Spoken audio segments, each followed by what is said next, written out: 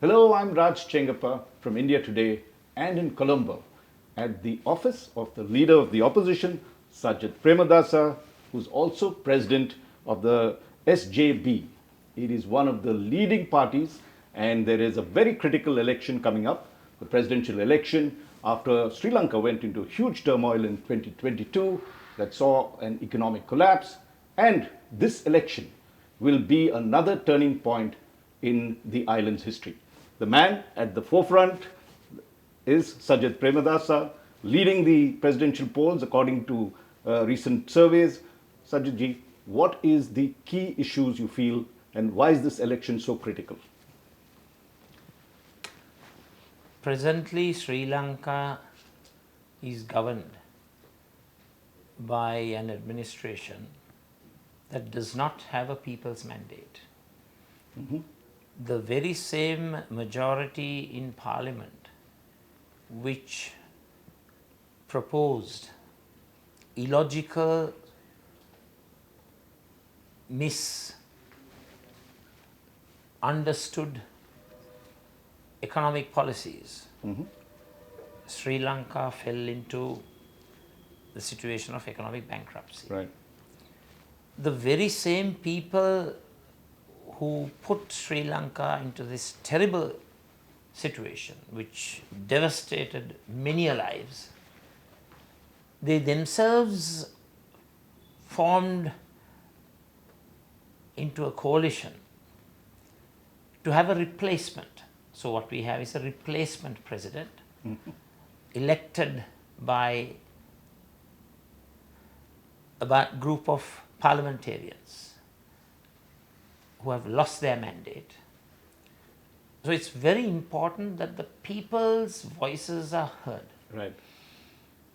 That the people themselves have an opportunity to elect their own leader, not go through the same old facade of a selected leader. We need an elected leader. Right. The people's opinions and their expectations, their views will be properly represented in such a situation. So the first important thing is the necessity for a people's mandate. Right. Second, even though it's not in that kind of a pecking order, a similar importance has to be attached to bring Sri Lanka out of this situation of economic catastrophe. I was listening to the current president, Ranil Wickremesinghe, who at one time was your compatriot. You all were together in a party, and he accused you and, of course, the other rival of running away from the battle when the crisis happened in October. In 2022. What is your views on that? He says, look, they're not responsible. They left the battle, and I saved the country.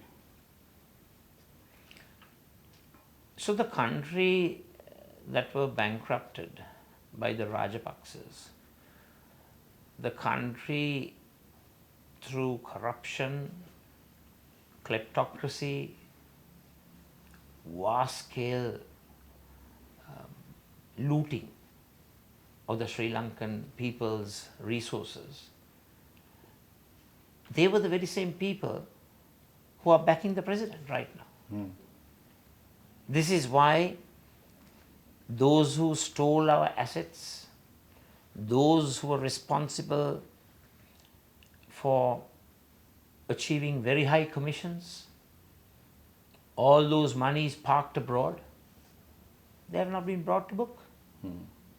So this is the quid pro quo for supporting to come to high position. They are not brought to book. The stolen assets are not recovered. So I can tell you, very honest, yes, we ran away. We ran away from the rogues. We ran away from the corrupted political system, corrupt political leaders. corrupt from top to bottom. I'm not surprised that Wickramasinghe and Rajapaksa are very comfortable political bedfellows, because I remember quite distinctly in 2015, when we came into power, our mandate was to catch thieves. But under the present president's guidance, he was the then prime minister at that time, we came with a mandate to ensure that corruption is eradicated. But what happened? The then president and the prime minister encouraged cozy relationships with the very same people who were corrupt, which is one of the reasons why we were rejected way back in 2019, because we didn't implement the mandate.